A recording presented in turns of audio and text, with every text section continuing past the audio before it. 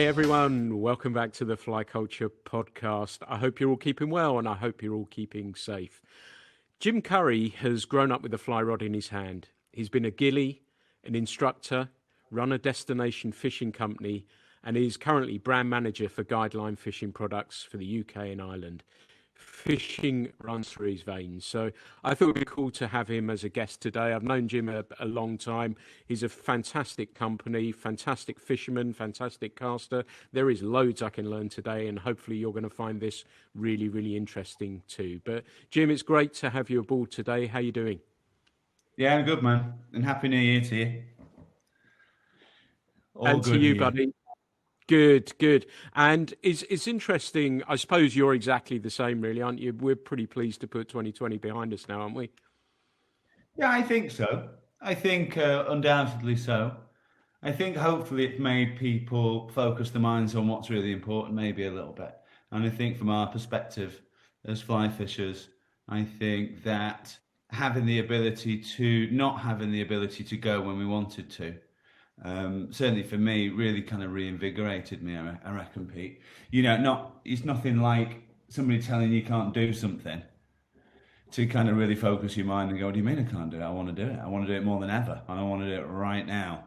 And I think that we kind of maybe saw that part of the reason why so many people hit the riverbanks and hit the local still waters in a way which I haven't seen people fish the still waters in these numbers since I worked on them. And me and Steve Peterson were working on still waters when we were in our late teens and early 20s. It's that many people. So I think, it was, yeah, I mean, listen, it was grim, wasn't it? But I think it refocused my mind on my fishing. That was awesome. It gave me more time to do my training, which was awesome. There were things I'd rather forget. I lost my dad back end of the year. It was super sad. But it's just one of those times, and I hope we all remember the lessons when we all get vaccinated and we all, start going about our business again. I hope we all think that remember what's really truly important. And I think, I'm not a massive lover of making New Year's resolutions, but I made a few last year, certainly when Dad was poorly and when we could get out fishing. And one was to fish with my pals more, make more effort to do that. One was to, as soon as I could, get back to my destination fishing and get back into the jungle. One was to just kind of strip some of the stuff away, Pete, that takes over our lives, right? The unnecessary stuff. Stop getting stressed about stuff that's really not that important. Yeah, I think that's, well, first off, I was really sorry to hear that news. And yeah, I hope we come out of this a better. We're good people. I know there's so many good people around, but like you say, refocusing people, we're seeing, and I don't know if you're seeing the same in your neck of the woods as well, that people are now saying, right, okay, do I need to be where I am? Shall I look for something a little bit more simpler perhaps, and not need the city life and move out towards the country and enjoy the country? And I guess that's probably where fishing comes into that as well as part of that. And it was, as you say, quite a tidal wave really, wasn't it, of people wanting to take up fishing, wanting to go, wanting to experience the outside. Do you see that trend continuing? Yeah, I think there'll be, listen, I don't think it was, I think there'll be a hangover in a good way from it. I don't envisage everybody who picked a fly rod up for the first time to stick with it, but undoubtedly I think there will be a percentage of people that do. And listen, it wasn't just fishing, right? I mean, since I've started kind of with this kind of full-on midlife crisis of cycling, running, and teaching myself to swim and getting on a bike since the first time since I had a grifter back in the 70s. Which I have to say, I had a much comfier saddle than my current road bike. I wish I had the grifter saddle. I've thought about trying to source one on eBay and bolting it to the road bike. you like anything that involved the outdoors just went crazy, isn't it? Like walking, camping, um, mountain biking, road cycling, you know, wild swimming, which, not been great for my evening rises at time on my local bit of river, which is down there when there's like three people in wetsuits front crawling up in front of me. But yeah, anything that involved going outside, I think has gone through a huge increase in numbers. And fishing's the same. And I think a lot of people came back into it, Pete. I don't think it was just as a lot of people picked it up for the first time, but I think probably a bigger percentage of people whose lives had got so busy, kind of feeds back into what we were saying before, suddenly thought, I've got the time. What do I love to do? Well, there's the fly fishing rods. There's my old box of flies. I can do that now. We've opened the fishing up. So let's go and have a shot at that. So, and I think there is, you and I both know because we've been involved in it for a scary amount of time now. There is a kind of spiritual aspect, a kind of calming aspect, a peace that comes with being that connected to nature that you lose in the modern world. When it's all about putting fuel in the car and paying tax and paying bills and everything, life gets hectic. But there is something, always has been for me, something very important about having that time on the water, either on my own, although I kind of fish with friends more when I can um, these days. But yeah, I think that side of things, I think will mean that people will stay with it, stick at it.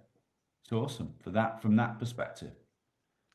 Yeah, yeah, I no, know you talk. absolutely. Long, Sorry, mate, go on.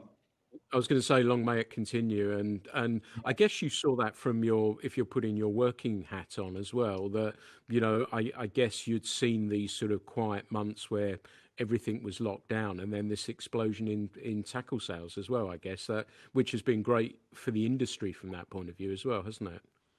Yeah, right across Europe as well. And like every year, we're obviously working for Guideline, which is a kind of Scandinavian company. We've got main distribution center in Sweden, and then we have an office in Norway as well. Those guys obviously didn't get locked down in Sweden, just went, oh yeah, whatever. I'm just gonna go to the pub and drink my skinny chai latte and have a bit of rocky road, thank you. I'm not getting locked down. And those guys were the same. I mean, the numbers of people fishing and buying tackle from a business perspective was crazy. It was like getting to the end of the year and you were like looking in the warehouse going, where's it all gone? Which is great, man. The more people that come into it, the better for us. The better for us. And I think the more people that enter the countryside, the better for us. And I know I was talking to a couple of old boys a couple of weeks ago, and they were saying, "Yeah, but there's just too many people now on the riverbanks." And I was like, "Yeah, I get it, but at the same time, if we're going to protect our waterways, if we're going to look after our fragile, damaged ecosystem, then it's not us that need to be more aware. Although we can all be more aware, I guess it's the people that are walking through the Dales Way. It is the people who want to come and do some wild swimming. It's the guy who wants to stick his kayak in and needs to understand where he can put it and where he can't. And I think the more people that enter the countryside, the deeper understanding. I'm hopeful, Pete, that people get about or start to understand just how important what we do is to the continuation of this fragile ecosystem that we enjoy. I think that's a really interesting point, particularly when you mentioned. I was thinking about it when you mentioned the wild swimmers earlier, and these are other people that will let us know if there's been pollution incidents or anything else along those sorts of lines as well. That we can, engage the Environment Agency and make sure they're fully aware of what's actually Yeah. going on, and if there are other eyes on the water as well as ours. And sometimes that may be a something that we do have to consider about in the longer term as well. But one of the things I'm talking about. Yeah, one of the things I'm talking about now in the swimming, coming back to what you said about running, and cycling, and then teaching yourself to swim. I can't get the image of you doing a triathlon in an inflatable ring or something like that while you're teaching yourself to swim. But I hope that's not the case anyway. That's going to improve. Dolphins kind of zip tied to my. Yeah, yeah. I've had to teach myself to. Well, I haven't taught myself to swim. I did what we did when we were getting into our casting. I realised that a long time ago that I couldn't cast very well. So I went for a load of lessons, and I realised even quicker that I was sinking. Even though I could run a marathon at that point, I couldn't swim 25 meters in the pool, and I was drowning. So I decided I would go and get some quality coaching. Tell you what, good luck trying to find a good quality swim coach. I mean, I've got one now, like a super stellar one, but from a coaching background, trying to find a good quality swim coach to start off with was like, oh my God. You know, because obviously with our kind of coaching background, you know how you want to set out a session. So you understand the building blocks that you need to put in place and the progression and the level of understanding people need to have before they move on to the next one and on to the next one. And that thing that Glenn Freeman always says about, you know, building your house on solid foundations. But I don't have any foundation. I was going for swimming lessons, trying all these swimming instructors, and they were saying, oh, but you've forgotten rule 4. And I was like, we haven't told me any of the rules. What's rule 4? Not drown. I mean, I don't, I don't get it. But yeah, no, I will spare you pictures of me trying to get into a wetsuit. Not pretty. Thank you for that. It's really interesting though that you mentioned that, and being an instructor, obviously, and being an instructor for a very long time. That's a really important point. There's a couple of things that have just pinged into my head while we've been talking about that. Is a good instructor is flexible, although you talk about the foundations, but it is flexible, isn't it? And you tailor a lesson to their needs and what that person actually wants, rather than just doing, right, this is another swim lesson, which is, yeah. And do you see the role, because I sort of see it, and, you know, I've been around a while as well, that the role of the instructor is slightly different in that people can get that information to learn to cast readily and easily, yet still visiting a instructor, there's nothing quite like it. But have you noticed a little bit of a change in that? That I've mentioned this in other podcasts, that people, when they were coming to me, had looked at some YouTube videos or whatever and actually had a pretty okay understanding. Have you noticed that sort of thing as well?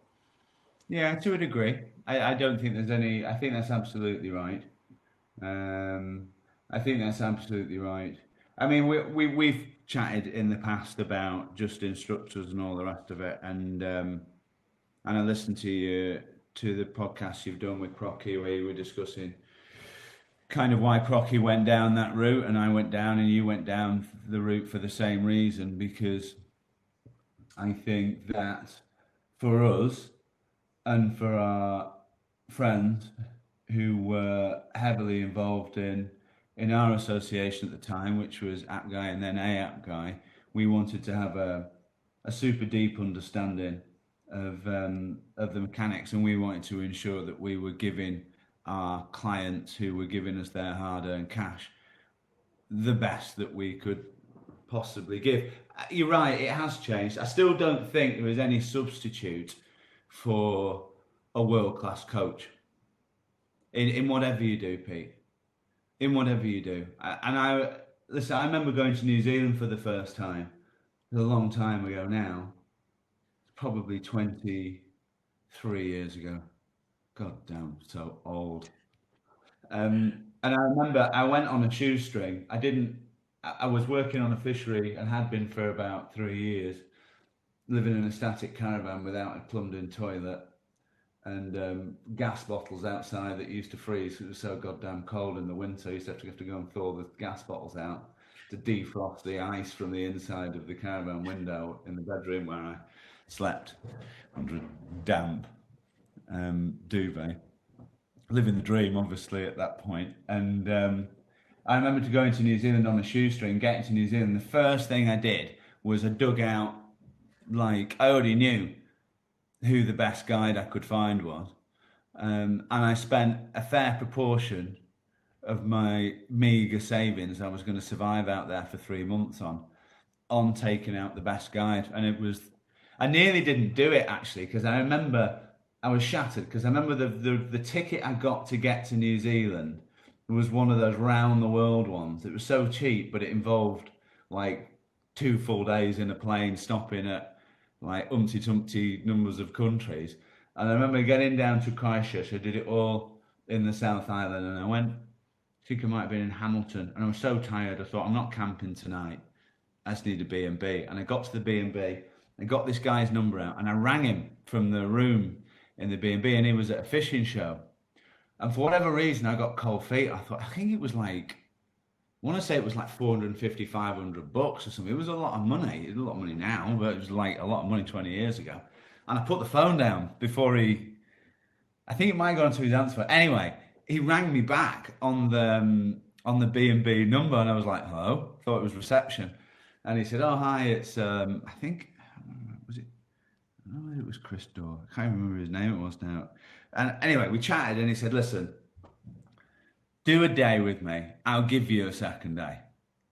Right? And he said, I think if you're out for here for 3 months, it's going to be really important. He said, I can tell you, not only can I give you some information about which rivers to hit, but I can tell you, how to approach these fish, how to spot the fish, what are the feeding fish, the kind of, and it was fantastic. And I think if I'd have gone to somebody far less skilled and a fraction of the price, I would have obviously had a fraction of the experience that I got. And it's obviously paid dividends, because when I got down to Mossburn into Fiordland and Southland and stuff, pretty soon they were, I was catching some beautiful fish.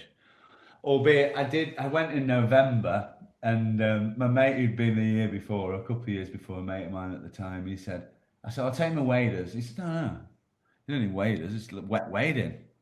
I was like, okay.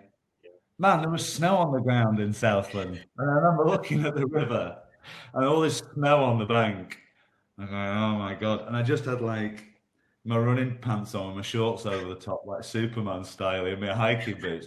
I remember taking that first step into that water. I was like, so I was like up to here in freezing cold water. So now I think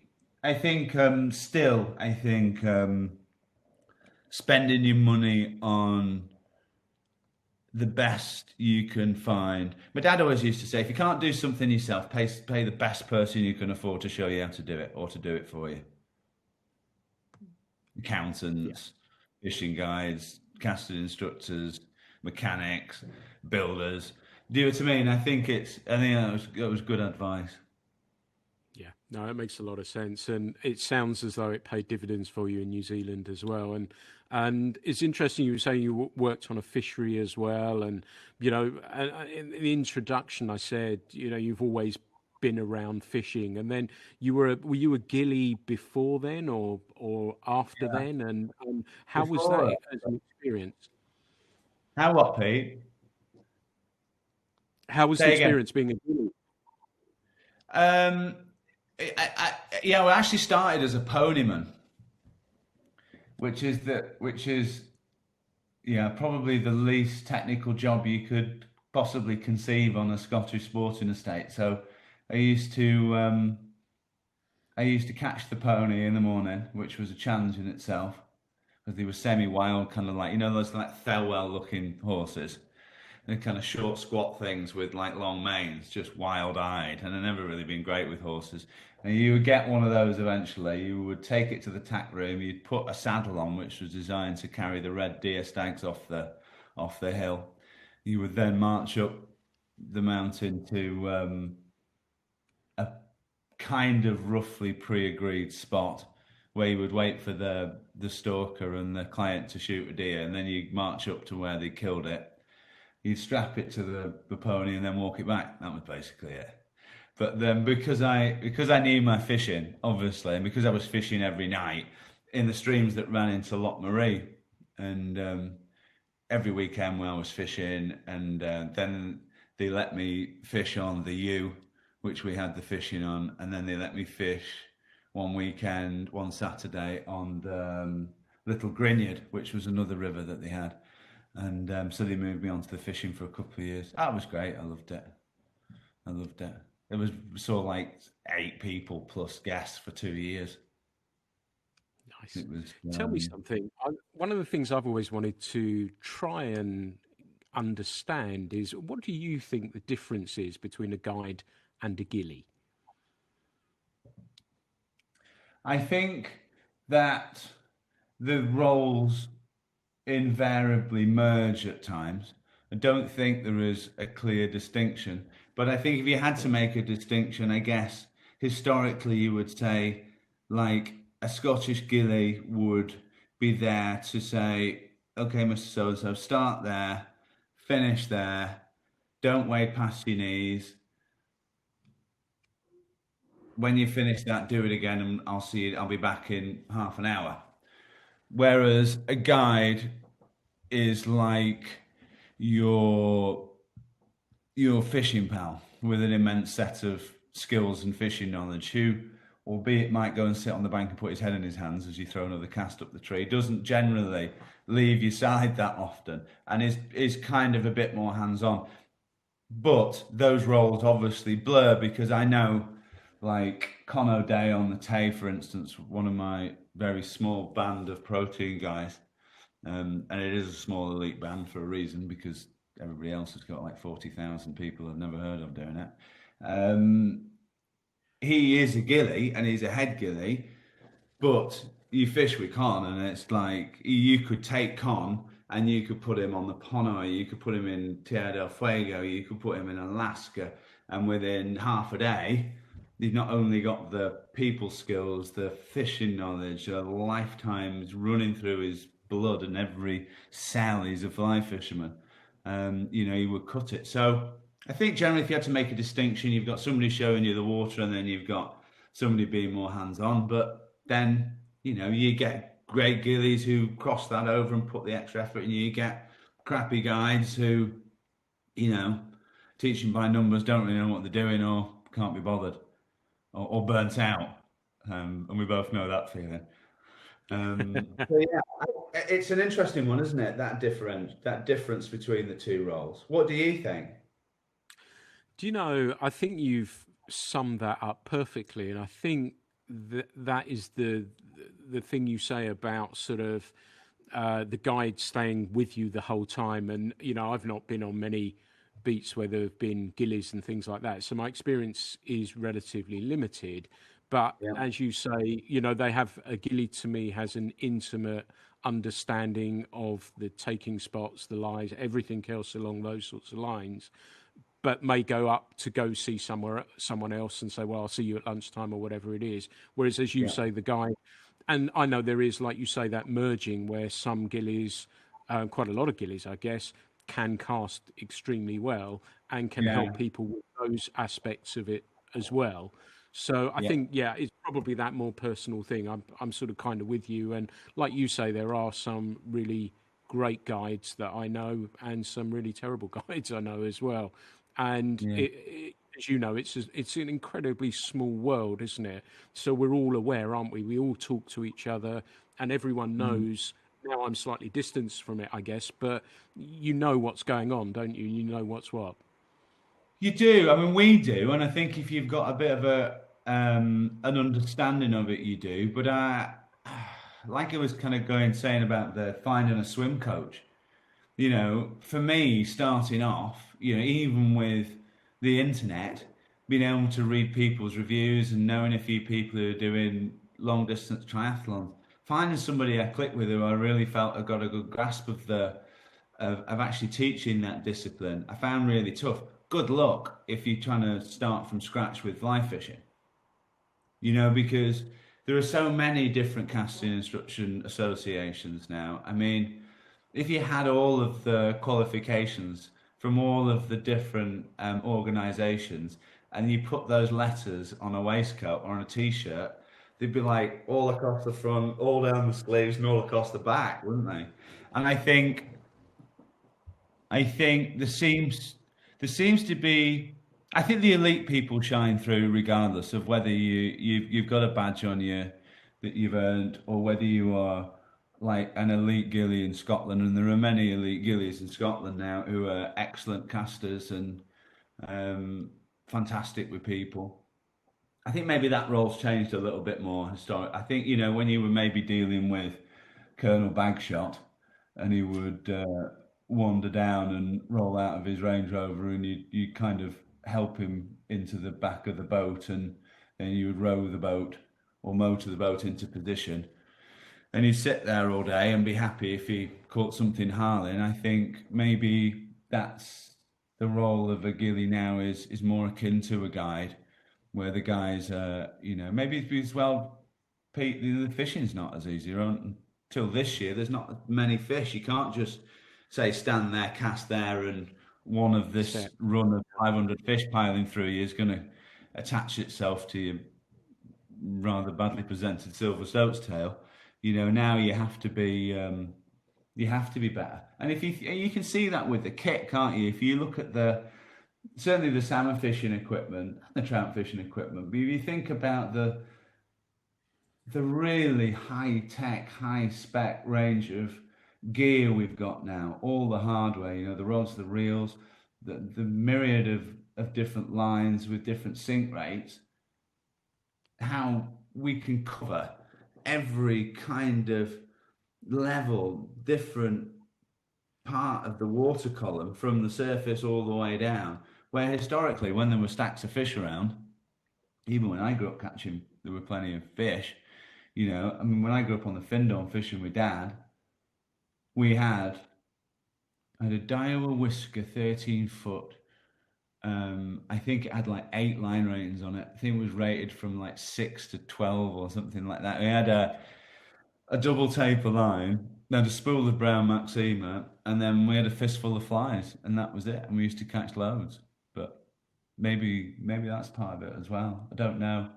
It is ultimately a very simple sport, isn't it? But I am part of the problem as much as I am part of the solution by peddling very high quality gear, I would like to say. But, at times it gets you away from what is you connecting with nature and understanding what's going on in the river, and, spotting those clues, those subtle clues and obvious clues as well, to make you a more efficient fisher, rather than thinking, I'll just get my 358 triple D 3D plus line out the bag and that'll be, just because you've got more options. Sometimes I think it difficult. You become more removed from the what is basically hunting. Yeah, In its purest. it's interesting. Yeah, I was a guest on a Facebook Live at the weekend, and Paul Proctor was on there as well. And he said about me fishing bamboo rods and smoking a big cigar and stuff like that. But I kind of like that. I've almost regressed to that more, as you say, that more simpler Yeah, approach to stuff. And I'm seeing with flies, a lot of talk about Catskill type flies, which are, yeah, pretty old, those patterns now, and people going back to those. And even with the salmon, I've talked many times with the old patterns there, the spay patterns and everything else that goes with it, they still kind of work as well, which is yeah. interesting. I wonder, like you're saying, that there is, as part of that reset, that people are going back, some, not everyone, but are going to look at a more simpler form of fishing as a result of everything that's happened. It may only last, it may be just one of those tiny little blips, but do you think there is that, are you detecting that sort of style as well against the background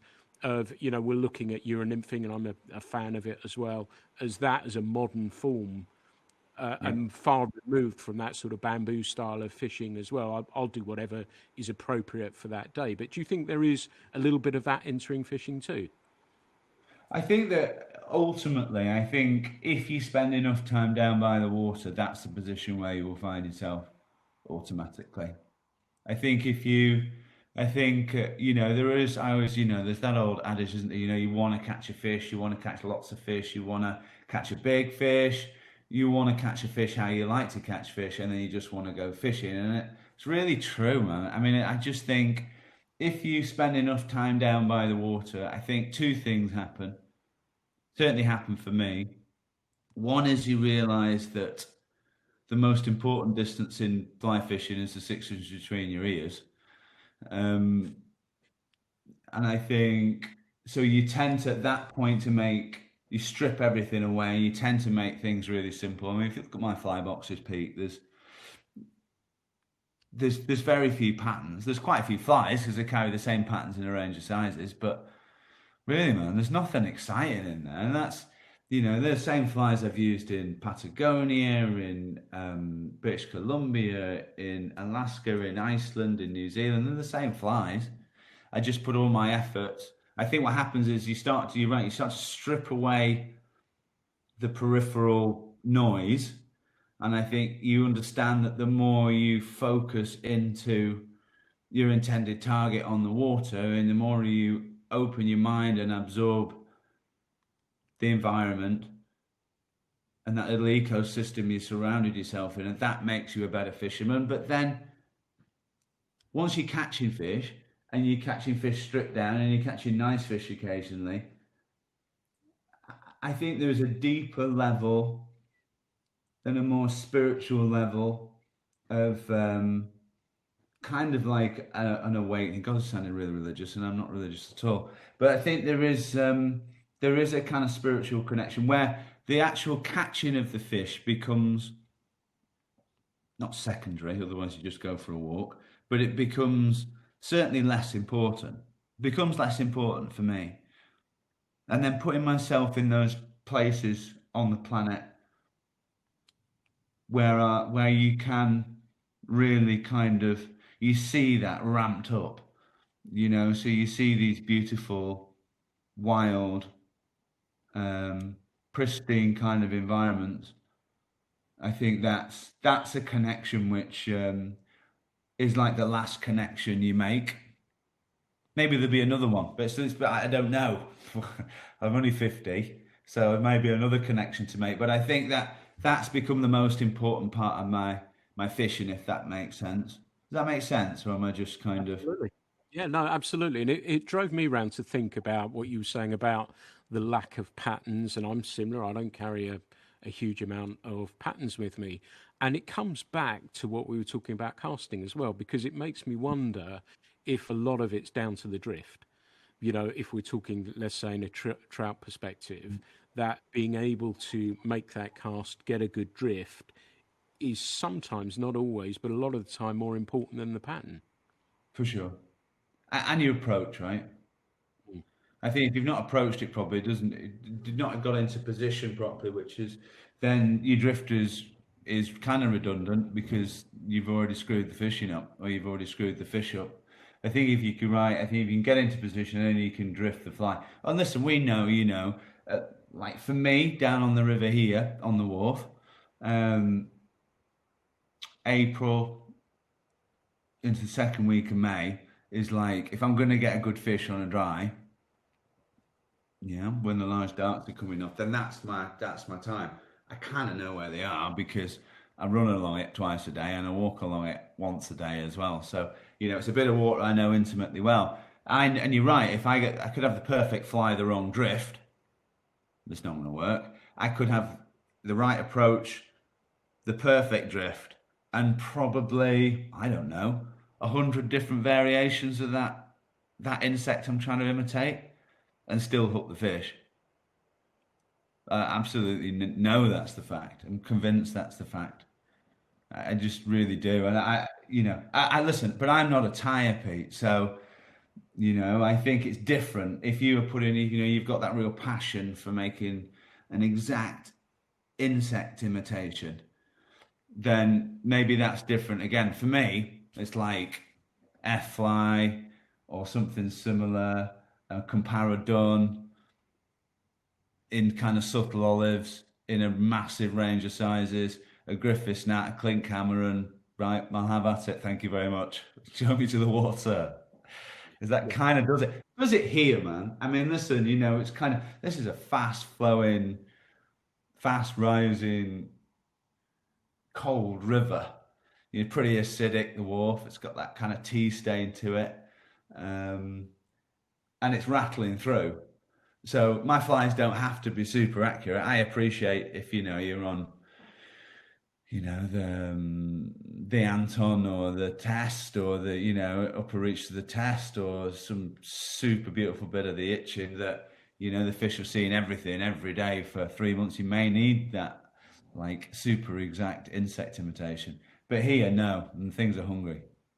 And you get it, you can approach it right and drift it right. It doesn't, and you get the weight right. Well, that from the Czech nymphing, right? And I listened to the one with the podcast he did with Al, and fantastic to watch him fish. He talked about that time when we was conceiving the working with life with reference to the LPS rods that he had so much input into, and you watched him on the Froome fishing. It's just like amazing to watch that method.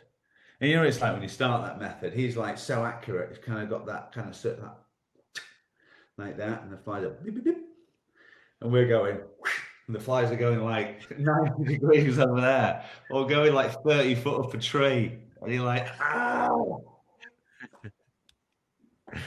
So no, I mean maybe with the nymphs, but yeah, the drift. I'm sure it's a simple sport, right? You just got to get into position where you've not freaked them out and you're not freaking them out with your casting and your presentation, and then just get something in front of the faces that looks like it's moving at the right speed. And that's the same. It was the same in it's the same in the on the Dorado when you're dead drifting mice. It's just like dry fly fishing in these crystal clear streams. The same in New Zealand. It's the same in Argentina. It's just the same. It's just like we're saying. It's a pretty simple sport.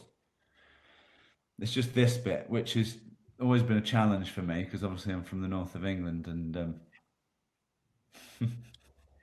It's interesting though because you say about the stripping back and all that sort of stuff, and there's one of the things I've tried to shake off is the minutiae and worrying about the minutiae and then working back from there. But I can also yeah, see the argument for that if that is a stimulation to say, right, if I fish a slightly thinner diameter leader, if I yeah, do this, if I do that, there's arguments both ways, I guess. But yeah, for me, stripping it all back and saying, right, okay, well, look, that fish didn't take. I think the drift was good. Micro drag's my first thought on those things anyway. If the fish doesn't take, I'll yeah. address that and then work backwards from there. Is that the way you tend to think? I guess you probably do you? Yeah, increasingly it's not throw a streamer at it straight off the bat. I did actually catch my biggest wharf fish last year. I'm embarrassed to say, well, not embarrassed to say, but I went specifically for the fish, right? And it's a pool further upstream, and I went specifically to catch it on a dry fly because I'd seen it for 2 nights. I'd missed it 2 nights before, and I'd seen it. And I couldn't remove it. The following night, it was there again. And I'd been killing time before the evening rise started, so I'd been doing a bit of the dark art of streamer fishing, and I one of those. It's a really cool piece of kit, actually. Have you seen those old? I think it's Old Pro's third rod hand. Have you seen No, it? no. Man, I'm going to send you the link. This is the coolest product. I'll tell you who does it. You can get it direct, but the lad who does the leader sync stuff, what's he called? The nice Oh, guy with the beard. Tom Hunt. Yeah, yeah. Yeah, Tom, yeah. He does them, man. Pete, I'm telling you, brother, that thing is absolutely brilliant. It's really simple. Just goes on your wading belt. It's just like a clip. So the rod just sits in there, and we'll kind of sit in there. So if you're carrying 2 rods, which I always do, and then you've got a bungee which pulls over the top. But the really cool thing is that instead of it lying like that or like that, it kind of you can click it into different Nice. positions. So I've been up there and I got the thing. I thought I got my dry fly rod out, and I thought I got my and this is my excuse anyway, my streamer rod on my third rod holder, and I walked out to where the fish was, and I'm like, just stood there. I stood there for about 25 minutes in position, right? And I'm just like not casting. The smaller fish rising. I'm just waiting, and it rose like 2 rod lengths downstream of me. I'm like, oh my god, it's just there. But right on this kind of seam, there was like a big back eddy with loads of foam, and then there was like a seam coming out right on the seam. And I could have eaten, and I just thought that's easy. I don't want to move. Just pull a bit of line off, flop the fly out, just and then just drift the slack down to it. It's absolutely nailed on. I'm going to get a rise. So I went to unhook the fly, and there's a Martin's minnow, right? And I'm like, no. And I looked at my other rod, and I was like, oh, whatever. And I literally lobbed it upstream of it, and I tracked it down, just kind of dead drift. And I held it back where I thought it would swing up in front of the fish. It's like, yeah. So yeah, that was really cool. But yeah, I think I can't remember the question now. What was the question, Pete? Sorry, I've Like I lost my say, we go thread. down wormholes and rabbit. I've absolutely no idea where we went with that. Oh, it was stripping back, wasn't it? It was stripping back stuff and Yeah, going, not that's worrying why I like about what you. pollution. Yeah, that's why I like what you've done with the bamboo stuff and taking that approach to it. It's just, and that's interesting, isn't it? Because the rod actions involved with those are very different now than they have been historically. Yeah, the bamboo rods, the modern ones, I fish a lot. My friend Luke Bannister, and he makes one in particular called the Superfast, which sort of transitions if you were looking sort of to go from um, graphite to bamboo. It's a more easy transition to actually make. And then there's another one called Eden Cane. And I don't know if did you sit in when I did my AAP guy talk on bamboo rods? Were you there? Yeah, yeah, I did. Yeah. And I have one I there called Eden Cane. as well. Yeah, and the Eden Cane rods as well, which are nodeless. So the guy takes all the growth joints out, and that makes a relatively, for bamboo anyway, a fast action rods. But I also took them down, and the funny thing about it was lockdown, was that I was just casting all the time because I couldn't go fishing, and I took all my bamboo rods down a line weight, and oh wow, that just made and I'm fishing them that way now, and it's been fantastic to do that. So yeah, it's been stripping stuff back. I think I'm a big fan, and it sounds like you are likewise. But I'd like to circle around a little bit actually, because you talked about Dorado and you've mentioned the jungle, Yeah, and I know we were talking recently about a film that you told me about called Blood Run, yeah. and it's on YouTube. And I'd love if you could tell the listeners a little bit about this film. And I know you're involved with it, and I know Guideline are involved with it, and perhaps tell us about, because it's really worth a watch, isn't it? It's a fantastic film. Yes, it's an amazing film. So this has come about thanks to one of the companies which I'm an ambassador for, which is a company called Untamed Angling. And Untamed Angling is owned and operated by two guys, Rodrigo and Marcelo. Rodrigo is Brazilian, and Marcelo's Bolivian. They have a long history of running very, very high class lodges around the world. They had the Irrigation for a while, which is that river right down on the southernmost tip of Patagonia, one with all those petrified trees and stuff in. They actually had, I believe, one of the Seychelles operations where they did, I can't remember which one now, before Keith Rose and took it over. So they know the way around a fly fishing lodge, but they introduced me to, well, they introduced a stable of incredible lodges, 3 in Bolivia and 3 or 4 in Brazil for these jungle species, which I'll tell you about in a little bit. But to stick slightly on track with reference to the film, one of the lodges that they've got, or 2 of the lodges that they've got actually, Kanjam and Zingu, sit in the Kayapo, indigenous Kayapo land, which is 8 million acres of ground, of absolutely pristine rainforest, which is probably one of the largest areas that hasn't been impacted by agriculture, mining, and logging. And the Kayapo people, historically, and continue to this day, have relentlessly turned down huge amounts of cash, multi-million dollar deals to buy their land. So to give access to the loggers and to the miners and for agriculture.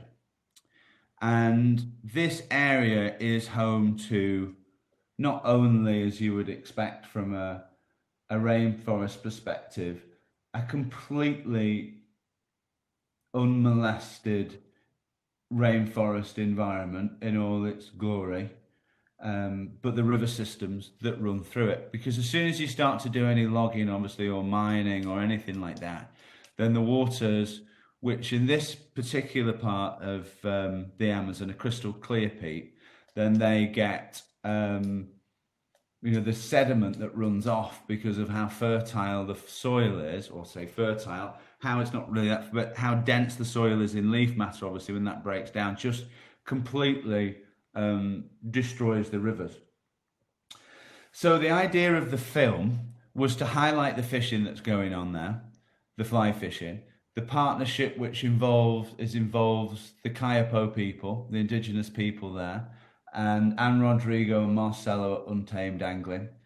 And it is a partnership. I think it's really important. I've not seen it on the ground there, but I've seen it in other areas of Brazil where they've worked with indigenous people and the Samane people of Bolivia. I've seen it there as well. And it is a proper partnership, Pete. They're not paying lip service to it just so they can get access to the water. These guys are, it's done. It can only be done with the permission of these indigenous people.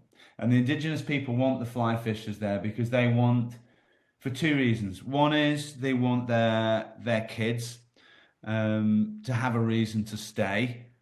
And with a sustainable fly fishing operation, that obviously opens up roles as guides, as river guides, as boatmen, and all the rest of it. It keeps the young people there so the elders can pass down their skills. But also it spreads the word of the dangers which are very real and very present in the Amazon, with reference to literally people dying. I mean, the Kayapo people in the last 12 months, like 19, 20 of them have been killed by loggers.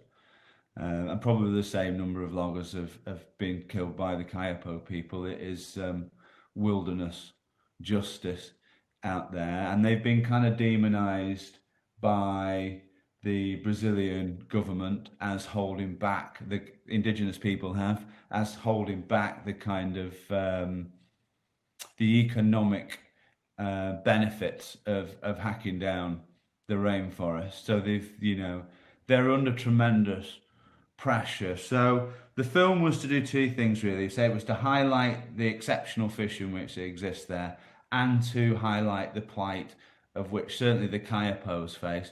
Guideline's involvement has just been signed off by my bosses, by the managing directors, by the board, which I am hugely touched by, that they've committed to help try and raise the awareness of what's going on in the jungle. And I guess you could argue, Pete, why do we have to bother?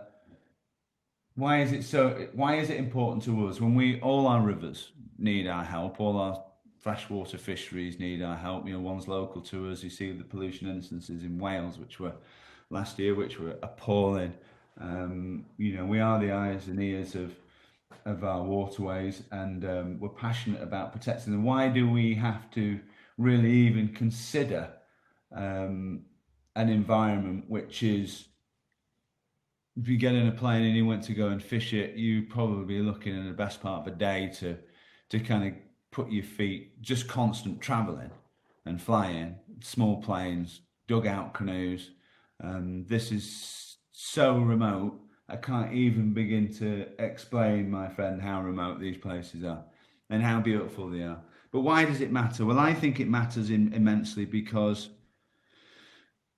there are very few places left on the planet which are like this, which are so ecologically important, which are so unspoilt, which are so untouched by man.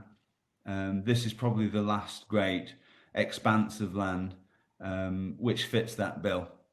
And the Kayapo people are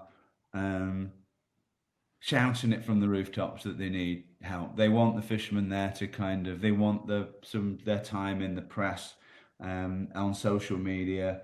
They understand that if the world understands literally the battles they're fighting to keep these loggers and the miners out, then that can only be a good thing. So Guideline have agreed to be a partner with reference to raising the awareness of that across Europe. So sharing the Facebook posts, the social media posts, and kind of highlight, because it's not all bad news out there, Pete. You know, it's the fishing is incredible.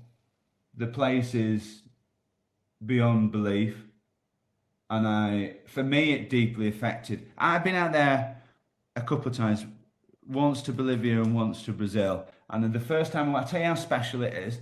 The first time I went out to Bolivia, having seen that, have you seen the Samane 3X movie? If you have not seen it, I'll send it. It's just four or five little 4-minute films about the dorado fishing in Bolivia. And I remember watching it about 3 years ago, right, on Facebook. And I was like, oh, what's this? And I clicked it. And I remember the hairs on the back of my neck, which are the only ones I've got left, and a few white ones on my back. I remember them standing up, right? And I was like, oh my God, that's amazing. And the penny kind of dropped for me actually about the jungle fishing for the first time, because when I was in Argentina like 15, 16 years ago, I remember talking to one of the camp managers, and he was telling me about the dorado fishing, right? But at the time, it just didn't twig, the penny didn't drop as a species. Then I was out in Russia on the Ponoy, and one of the Argentinian lads there, Joaquim, who was camp manager for a time, he was saying, have you not done the jungle yet? I'm like, no, man, I don't really fancy it. You know, I don't know. The species not really on my hit list and all the rest of it. Anyway, that kind of continued to happen. Then I watched the film. And then 3 days after I'd watched the film, I'd assembled my special forces team of first responder unit to 5 of us to go and tackle Agua Negra Lodge, which is the uppermost lodge on the Sicure River, which has access to the Agua Negra River. And the team I put together, Pete, I reckon probably had over 120 easy destination trips between the group of 5 of us. They are like some of my closest friends, but like the most well-traveled bunch of guys. They're all assassins. They all know their onion. And we sat after the first day on the bank of the river with our feet in the river, watching the sun go down.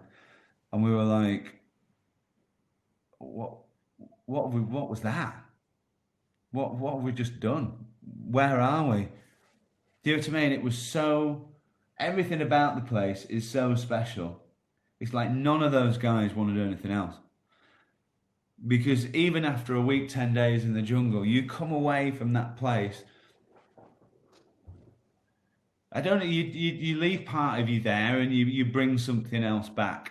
But for me, I mean, I had opportunities to go to Russia if Russia opened up this time. And I don't do anything but just go back to the jungle. It's so precious. It's really, really, really hard to explain, mate. It's really, really hard to explain. It's really hard to take pictures of. It's hard to kind of get a sense of the scale of the place when you're flying over it for like 2.5 hours in a single prop plane, and all you're seeing is rainforest. And then you land in Bolivia on this little runway that they've hacked out of the jungle. And all the kids come round from one of the local villages, and you kind of get in a motorized dugout canoe, 3 hours upstream in a dugout canoe. And you get out of that canoe, you get in a tiny, tiny little canoe, which only big enough to fit my big ass in, which is about that much draft on either side. And then you're literally punting that up and helping the guys drag that with all your kit in upriver for another day. And then you're making camp on the banks of the Amazon rainforest in a place where like 20, 30 of the local Somali people have been. And the fishing is ridiculously good. I mean, all destination fishing, you have the opportunity for excellent fishing, and the fishing is crazy good. I mean, I've been really lucky with my fishing, and I fished a lot in New Zealand and all kinds of places. my heart was pounding out of my chest pretty much with every cast I made in Bolivia. You know, easy cast, man. It's like 12, 15 foot cast. It's like no brainer. Blindfold, you know, after 4 bottles of wine, you know, and in the dark. I've made that cast a billion times. And like my heart was literally like this, and my casts are going that way and this way, and I'm dumping them in, and I'm like hooking things on the butt. I mean, it was just, the fishing was insane. But the really cool thing about the jungle that you come away with is that you see, kind of comes back to what we were saying about stripping this COVID thing, stripping all the crap away from people's lives. And we sat there. We've done it in Brazil as well. That group of us sat there watching the local kids in this one of the furthest most small settlement in that part of the Amazon is where they've made this beautiful, very tasteful fishing lodge, which is kind of safari style tents that you then travel out from on a daily basis.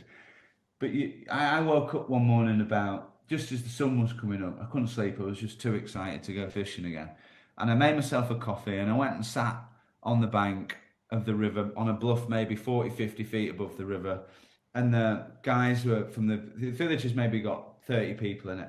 Guys are coming back out the jungle with their bows and arrows, having been hunting in the night. You know, the kids were starting to wake up and were playing on the massive drop off over the river and, you know, jumping in the water. And then the old elders were coming out. And it is, it's very humbling to see how happy and content those people are without shops, money, phones, cars, roads, medicine, because the jungle provides everything, and that's amazing. That is absolutely amazing. I was thinking about who would kind of enjoy it really, and I think probably most of the people who read the magazine, Pete, because I think the spirit of the magazine is very much that. Do you know what I mean? It's very much, you know, it's not how many dorado can you pull out in a day. You know, it is about the whole experience. And there is And I no think, greater experience than that. Amazing. yeah, I think you hit that perfectly. And the narrative there about the magazine and the similar ethos, because what you've talked there, you've painted this beautiful picture of the ultimate stripped back destination, but Yeah. you haven't talked about fishing really, or the fish. No. And that speaks volumes, A, how deeply that affected you, but also what a special place it is aside from the fishing as well, which is, to me, as someone putting a magazine together, is that whole aspect of it. And it's fascinating to hear how deeply that has affected you. And you know, you have touched on dorado, and it's a fish that I've always thought about a lot. And how would you describe dorado to somebody who's not seen them or not caught them before? What would you say? What is it that ticks so many boxes for you about that fish? I tell you, it's like the most paranoid brown trout in crystal clear water you could ever possibly imagine, which has a psychopathic moment several times during the day where it goes from being paranoid and scared of everything to just killing anything. And it's like it just has a switch which flips. You know, because so one minute you literally, as close as I ever got to it was like the area of the South Island of New Zealand, that kind of subtropical side of the South Island. Um, that kind of environment ish with the crystal clear water and the big individual fish, that's probably as close. Um, but and they are super spooky, and you can catch them when they're spooky. So you're crawling into position, and the way you kind of working up. So you're in the water. There's a fishing guide, English speaking fishing guide with you. That obviously super high class. Either he's Brazilian or he's Argentinian. And you know all these fishing lodges only hire like the elite. there's the super elite stone cold killers. They're nice guys as well. But then crucially, you've got two local guides which who kind of are hunting up the riverbanks in front of you. And there is no way, as good as the fly fishing guides are, who are way better than me, and we've got like Costas and Maui Jims and all the rest of it. The fly fishing guys working up either side of the bank, the local guides, no shoes, just a little kind of loincloth on, maybe a t-shirt, bow and arrow on the back, like no optics help at all. You know, they're kind of pointing out the fish, and to watch those guys moving over the ground is just incredible. To watch them hunt was even more amazing.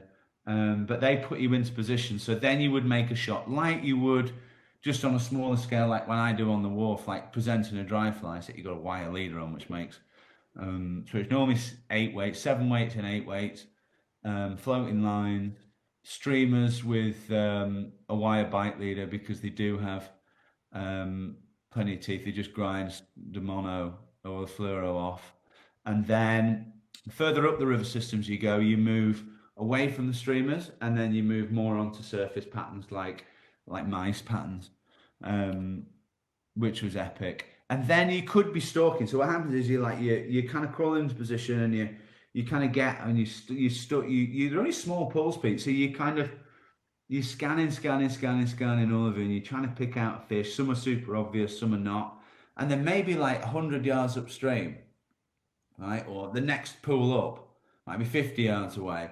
It's just like kicking off. There's like spray that's like coming 6 foot off the water. There's fish getting thrown onto the bank, and then the guys are like, run. So you haven't even got time to kind of you've gone from like super predator mode, like where you're just kind of appearing out of a tree to make a cast, to just literally legging it upstream, falling over these rocks. And then there's dorado 15, 20, 25 swimming through your feet because the bait fish are all hiding like where they can. So you're literally just smashing the leader down on the surface of the water. And then, as quickly as it starts, it just stops. And you can just see them, they all just go, and they go back into the current. And where you could have literally booted them out of the way, they're now like, junk. And then you make a move and they go, oh, I'm off again. They're really incredible fish, man. They're really incredible. And then like, there's all kinds of stuff out there. It's weird, isn't it? Because we all, I guess I'm I don't put words in you, but I guess I'm like you. I was like salmon, trout, sea trout, kind of, that was it. As I started to move around and get opportunities to fish, it was like catching char and another kind of species, pike a little bit more now. But the jungle fish were just never on my radar. And then, like, once I did the dorado thing, that was it. It's just like everything. And then we did, we were lucky because we were in Manaus. We got to Manaus before the lockdown and out before the lockdown. And we did the peacock bass off Maria in Brazil. And that wasn't as visual as the dorado, but that was mainly to do with the water being 4 meters up. It's a lot of water. The water was clear, sorry, but the jungle had flooded. So a lot of the sandbanks that you stalk, it's a much bigger river. It's a huge river. But yeah, man, I mean, hooking those big peacocks, like 20 pounds, is a bit like, which again is a species that was never on my radar and was only on my radar because somebody who I did the dorado with had done them. And he was like, man, if you like this, you're going to do the peacock bass. And I'm like, it's like American junk fish in it. I'm not really that fussed. He said, you're going to get your ass kicked. These things like break stuff, break rods, break reels, rip reels off flipping reel seats, snap fly lines. Like, you know, it's just like you've got to go. So we went. And it's like jumping into the M6 in the fast lane. I mean, hit by a truck going at about 70 miles an hour, hooking one of these things. It's the most bizarre experience. You just, because I've not done a lot of saltwater fishing, but I've fished in Cuba and the Bahamas a bunch of times, and so I have hooked some some kind of badass saltwater species, but those peacocks, man. So everything now, and like everything I want to do, I'm so excited to get back. We'll be back in October for my 50th birthday week. We picked what we asked the guys when they would come, like if they were spending their cash, when would you come? And they said, this week's historically has been very good. So we were like 18 months out pretty much. We were like, Roger that, we'll just nail that sucker down. And then there's the Alpine. Everything I want to do is just like getting back there. Everything I think about now is kind of getting back there. It's if anybody ever even remotely considers it, and listen, none of these trips are cheap, but has the wherewithal to afford it. You never, ever, ever, when we're too old to pick the rod up and fish, forget that trip. It's life-changingly amazing. It's amazing, as you probably tell. I've just rabbited on endlessly. But it's lovely to hear a passion about a place, and I'd recommend to everyone to search it up on YouTube, Blood Run, and that will Yeah, I give you mean, a sense all about. And actually, those films you mentioned previously, I remember now. I see one of them. It was three guys or something, wasn't it? Two or three guys yeah, that's right. visiting. Yeah, there's one with April Vokey that's really cool. Um, so you did another and a kind of different version of it. Um, yeah, it's just, it's so. I think it's you can kind of see a very remote connection with the indigenous people. It's like we, with all this technology, and it kind of comes back to what you're quite right to say about stripping everything back. It's like you kind of, we get like no matter how good we get, how much time we spend in this country, we get, and the really good guys have got it. Procky's got it on the trout. There's like one of the finest dry fly fishermen. I think there's certainly this country, if not, one of the best ever, right? He's got that level of understanding about the subtle moods of the river, the slight changes he understands his environment super well. And then you kind of take that little understanding that we've got, and you see how the Samane people are doing, how they're living with such a deep connection with nature, and their level of understanding about it is that's the thing you take away, I think, more than anything. It's funny because they came back. We were in camp, and so we'd been away, and we'd been like 4 days up the river, and we set up camp. We literally made a camp in the Amazon, and like the local guides had been out with the bows and arrows, and they came back with an anteater. So I was like fascinated. It was a weird looking anteater actually. It was like it was kind of more pinky than I kind of imagined. It looked like a strange, squished, long-tailed pig, but it did have some hair on it. Anyway, they walked back into camp with it, with like obviously an arrow sticking out of it.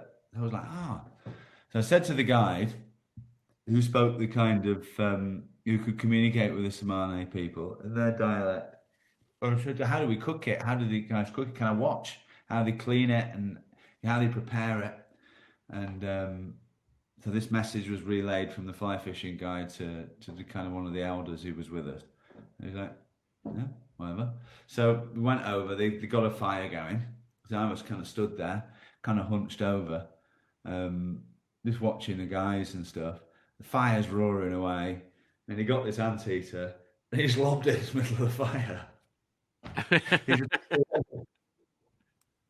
And I was like this explosion of singeing hair, and it kind of like smelled awful. And he looked at me as if to say, I don't know, what do you want me to do with that? Just like, that's it. And they kind of dug it out. I mean, it was really fascinating. I loved it, man. It's yeah, it's the coolest place. I've been to some really cool spots, Pete. I've been super spoiled, and but that is the place. I mean, my daughter's just so sick of me talking about it now. She's like, oh, like another jungle story. When I was in the Amazon. Like, shut up, Dad. Enough. And She fishes a little bit too, doesn't she? She does a little bit. She does a little bit. She's got pretty good actually. I mean, she's doing what most teenage girls do at this age now, at kind of 15, nearly 16. So, which but it's still a really good, which is not fishing, but it's still a really good opportunity to get out and do a little bit. And I think for no other reason as we just to get her out away from the pressures of modern day life. And I think, that's what we started talking about. It's getting people found that, Pete, haven't they? Fishing for me has always been my release. It saved me from an even more miserable school years period, which I hated and detested. And beyond all belief, it helped me massively with my mental health when I was going through a rough time in my early 20s, when I suffered with panic attacks so severely that I couldn't, it was like 18 months, 2 years, but basically couldn't leave the house. It was really rough. But the one thing I could have a conversation with somebody and look somebody in the eye and have a conversation with them about was my fishing. So do you know what I mean? It was that I had the only thing I had confidence in. I hated and kind of always will, but how I look physically. Don't feel like I've got. I know I've got some social skills, I guess, but confidence in public, which for all of us is work in progress, isn't it? And I guess at that age for me, it was absolutely shot to pieces.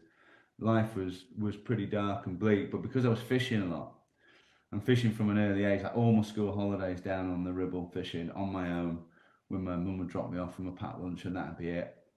And that was the same, really. Skiving off school, going fishing, not going to school, going fishing, going to school, getting beaten up, not going to school, going fishing. That was kind of like, it was just everything. So then I realised that the confidence that I could hold, that I could exude when I was talking about my fishing, I thought, well, people are obviously kind of engaged when I'm chatting about my fishing because I'm doing so much, even though I was kind of only in my early 20s. What if I just pretended that when I'm talking about something else, so when I'm talking about, I don't know, anything else that people want to talk to me about, I'm just talking about fishing. I'll just pretend it's just fishing. Do you know what I mean? So I ended up kind of using the fishing to kind of help me navigate my way back into society, I guess. So for that, I've always been massively grateful, and I hope that will continue to be a release for all of us to a lesser or greater degree. And I'm very hopeful that the increased numbers of people coming into the sport will be able to see that as well, because we need people to understand it. If the sport's to survive and to thrive, then we need people to understand how important it is from an ecology perspective, from a mental health perspective, from all kinds of for areas and ideas. But yeah, and I guess in a way, that's why the jungle struck a chord, because I was thinking about it a couple of months ago. It kind of felt like all the places I've been, I kind of wanted to kind of recreate that feeling of when it was just me on the Ribble. And listen, the Ribble's not. I mean, it's beautiful in places, but where I fished it next to the tip in Clitheroe, it wasn't. It's not idyllic. And but that feeling I could have been in the jungle at 13, 14 years old. It was a completely new world for me. I did feel completely super excited, like all my senses were firing, even though there's a flipping skip wagon dumping, bags of rubbish out the back into a big hole in the ground. And the closest I've ever got to that feeling was like 40 40 years later when found myself stood in the jungle, bizarrely. Where you're in an environment which is so pure and so exciting. We're just very lucky, man, to have a passion, and this one in particular, I think. Yeah, yeah. I think you've summed that up beautifully. And I always say, if I had to explain it, you wouldn't understand it. And No. that's how it to me, and to so many other people, and how it's helped so many people through difficult times, as you say as well. And it's Yeah. been something that's always been there, hasn't it? And it may be further away we travel to do it, but it's still always a constant in our lives, isn't it?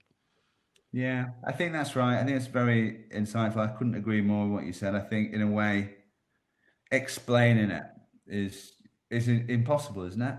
I always talk Yeah. to you talk to the guides out, and some of the best guides. I've met some amazing guides around the world, just like absolute the best of the best, the like kind of Lionel Messi's of the flipping, who are just super nice guys, but are just switched on and just like absolute killers. And they come home and they find it really tough because it's like they've seen the best. They've seen the Seychelles for 2 or 3 years. They've seen Ponoi for 2 years. They've 3 years. They've seen TDF for 15, 20 years. They're throwing punches at such a high level in such incredible environments. When they come back and they've got to explain it not just to other fishermen, but to just a kind of normal Joe blogs, it's like we don't talk about it. Because what's the point? Because unless you were there, unless you had those feelings, unless you had your feet on the ground, you're not going to get it. Oh, yeah, you went fishing. Yeah, okay, that sounds really exciting. But for those boys in those environments, and we know it's just like, that's the crazy thing now is that in order to get to these pristine places where the fishing is absolutely stellar still, we literally have to go to the last remaining places that we haven't screwed up as a species. Yeah. It's there's fewer of them. Yeah. Yeah. Well, I hope you're able to get there and celebrate that monumental birthday as well. Yeah, We've sort of come full circle, really, haven't we, about the mental health benefits of fishing? And I'm going to start tying things up because we talked for well over an hour now. And oh, 2021, Jim, I guess this is getting into a busy time for you now, is it, from a tackle point of view? Are you busy now with the start of the new season coming and product launches and stuff like that? yeah, well, we do that actually, Peter. The busiest time for me is probably September, October, November into December when you got to do your pre-season sales stuff and pitch all the new gear for Guideline into the kind of get it into the catalogs and get it onto the shelves. So now it's a question of just supporting that really, but got a really really cool lineup, man, of stuff for next year. It's for this year now. Um, the hardware just goes from strength to strength. Um, just it's a super cool company. I couldn't imagine working for anybody else. That like the heart, they're all at heart. They are all countrymen and fishermen. Getting hold of them sometimes when you need them is difficult because we're always up to the waist in freezing cold water somewhere catching fish in this fishing season. But that's why the products are so cool because they're just a lovely bunch of guys. They have a lot of time for them. It's like the least corporate fishing company in the world. They just put the heart. It's the same guys for 25, 26 years now. 27 years this year, I think. So that's really cool. Yeah, and then we'll just do a little bit of pike fishing. I give Martin another ring, see if we can get out with Martin, do some more pike fishing, Martin Smith. And yeah, we'll just roll with the punches next year, man. That's the Fantastic. plan.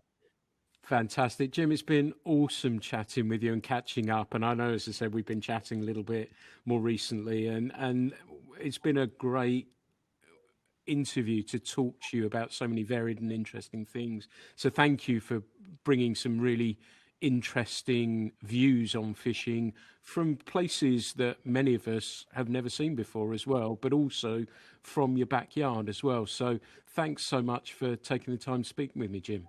pleasure, buddy. Thanks for asking me, and keep throwing punches with the magazine. It's great work, mate, and the podcast as well. Thanks, buddy, very much indeed. All right, Everyone, then. that was Jim Curry. Thank you, everyone, for listening to the Fly Culture podcast. I hope you've enjoyed this one as much as me. As ever, there will be plenty more down the pipeline. Thank you for all the kind words and comments regarding this and the magazine. I greatly, greatly appreciate it. So thank you, and I hope you've enjoyed this one. Thanks very much.